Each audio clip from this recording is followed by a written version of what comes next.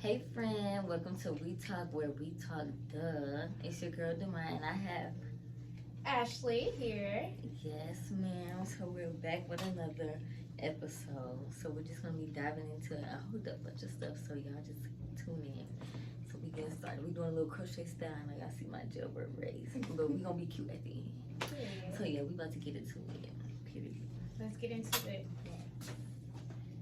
So let me see. The first question, do you feel like there is a purpose in life or what is your purpose in life? I definitely feel like life is purposeful, and I feel like those who are aligned with themselves and just in like for women, we say it's our soft girl era. For men, it's in their divine masculine, divine feminine being, and I feel like to be completely submersed in that means being purposeful, being intentful, and just really living in flow with life, in harmony with self and others. So, for sure.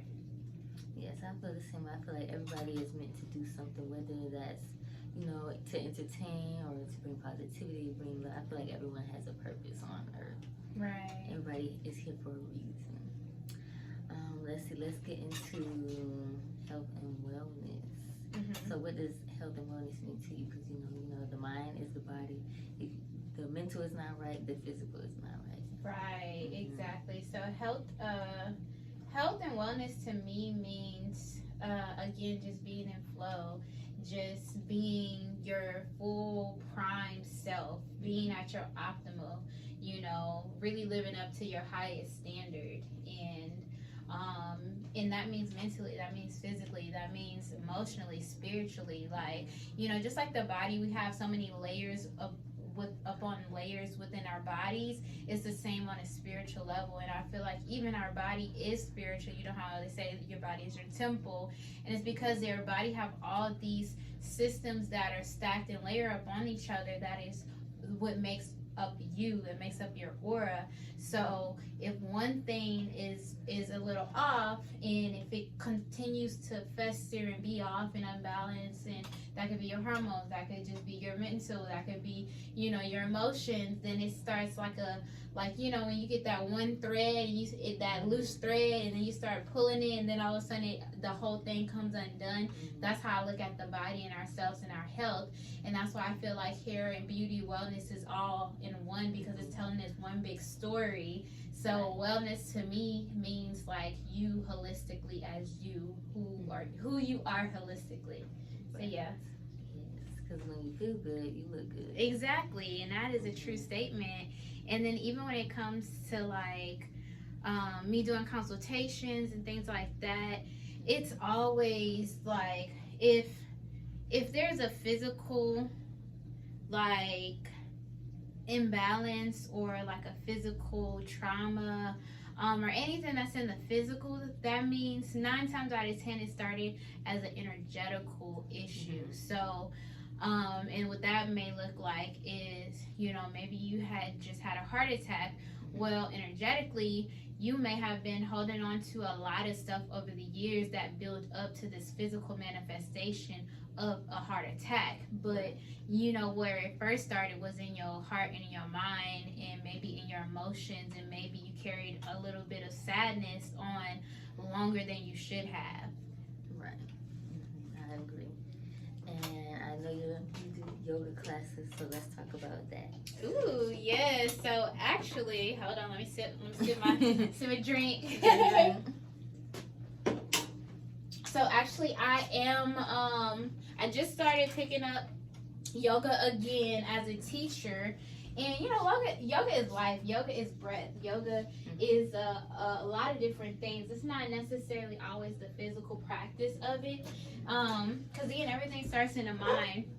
But yeah, I have a yoga class tomorrow that I will be teaching at the Chemic Club, starting at 6, but it goes from 6 to 7. We vibe, we listen to music, we listen to each other, we be open with each other, and we breathe, and we unite as one. So yoga to me is union with God, and self-love to me is union with self. And when we make union with our higher self, we're ultimately meeting God. We're meeting our God self, our God body, and we're tapping into the all in all, which is God, and that one consciousness. So for sure, yoga is a part of my life and my practice and my lifestyle, and I always encourage my clients, even if it's not yoga, some type of moving art, because we are art, you know what I'm saying? Right.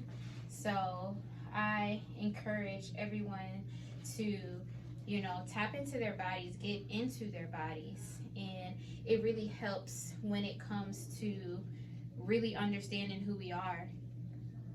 Yes, I like yoga too. I've recently got into it maybe a year or two ago. Okay. But I haven't been on it like I usually do. But I do like it. It Be like that.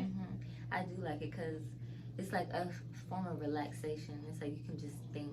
And, you know, there's no judgment in the space. So it's like you may not be as advanced as some other people are, but it's okay because, you know, we're all doing on our own journey. Yes. On our own journey. And it's just like hair too, because it's like my hair could be short and really cute. It could be long and really cute, or it could be long and really, like, you know, out of shape, and or it may not have a shape to it, so it may not be looking like nothing. So someone with shorter hair may be in a better state than my long hair. So it's not necessarily like where you are in the journey, but like how you are cultivating and enjoying that present journey in that moment, because that's what's going to make you appreciate your hair in all of its stages. And I think the whole stage, the whole, you know, journey is important, as opposed to like the result that you may want in this meantime, because you may get it and then you may say, you know what, I actually like my hair back in like stage 5 where it was like kind of mid, you know what I'm saying, or maybe I liked it when it was a bald cut. So but how would you know if you don't appreciate each level of existence of that journey? And I also like that analogy you just gave, and I like to use that for life as well. Like, you have to grow through what you go through and just learn to love all stages, whether it's good or bad, because at the end of the day you will get the results and what you are attaining, whatever that goal it is that you want to reach, and then you'll appreciate the journey, because like I went through this to get here. Exactly, you appreciate it more. It's kind of like, you know, when someone like give you, I don't know, let's say someone give you $100, as opposed to you earning that 100. Like, you're gonna appreciate the 100 you earned and worked for, because you worked for it. Right, so now I'm gonna enjoy it and rest and you know, bask in this work or this earnings I've gotten from my hard work. Right. Okay, so let's talk about self-love and self-care. I think that's very important as a person, whether you're a man or a woman or whatever you want to be. That is so important, because that's your body, your mind, your mental, your spiritual, and that's very important. And everything you do, that shows up in everything you do. You have to be 100% yourself, so whatever you want to do, you can give 100% to that. Yeah. Ask your question one more time. What do you think about that? How do you view self-love and self-care? So I view self-love and self-care just as so many ways to view this, because one way is just looking at the person like all in all, in the present, right? Because it's always what matters, or what's important is the present. But in that present moment, just looking at a person can tell you a lot about where they are. It tells a story. So self-love to me means like your presence. It means your state of being, really, and how you treat yourself, or how you're treating yourself in that moment, or in those moments that lead up to this, like, you know, this big picture of who you are. So self-love is just meeting yourself where you are at each moment, and loving that version of yourself, and loving that version enough to even say, like, you know, I am ready to expand and grow. So I'm enjoying and I'm embracing where I'm at now, but I also know that I want to be somewhere else, or I know that I want to expand myself. I want to constantly be expanding myself, but meeting myself in that middle of like grace and ease. You know what I'm saying? Like kind of like the same, enjoying the journey. Yeah. So yeah, self-love is just really accepting who you are in that time of being, but also having the grace and love for yourself to mentor yourself and mentor yourself absolutely first before you can mentor others, because when you men into yourself and pour all into yourself, now you have a cup to really pour as much as you want into others, and you're more intentional about who you're pouring into, because you're more aware and you're self-aware, as in who's reciprocating the energy that you bring and the energy that you want to give off. Right. I agree. And yeah, you do have to, love yourself throughout the flaws and insecurities. That's like having good self-love and self-esteem. That's loving yourself no matter whatever you don't like about yourself, or whatever, you beat yourself up for. You love yourself for you through no matter what. Yeah. Okay, let's talk about hair, of course. What does doing hair mean to you? Doing hair, oh, that's a good question. Doing hair to me is really just pouring into others. Really like building and being creative on a look or a character or an embodiment. So it's helping others get to like their dream goal or dream hair, to really bring live whatever character or personality or mood or aura that they are wanting to elude. So to me, that is serving people at at the highest standard when it comes to their crown, because I believe the crown is very sacred, and you don't just let anyone on your crown. You don't just let anyone play in your hair. So yeah, it means a lot. It means a lot to me. Yeah, because hair is like how you express yourself. That's your hair is you. Like sometimes that's what people know you for. You're the girl with the big afro, or the girl with the half shaved side. Yeah, that's how you express yourself. It's like you're somewhere in a way, like it's part of your personality. Yeah, it's literally your crown, right? Like it's literally the weight that you hold on your head, and it's showcased through down to your feet.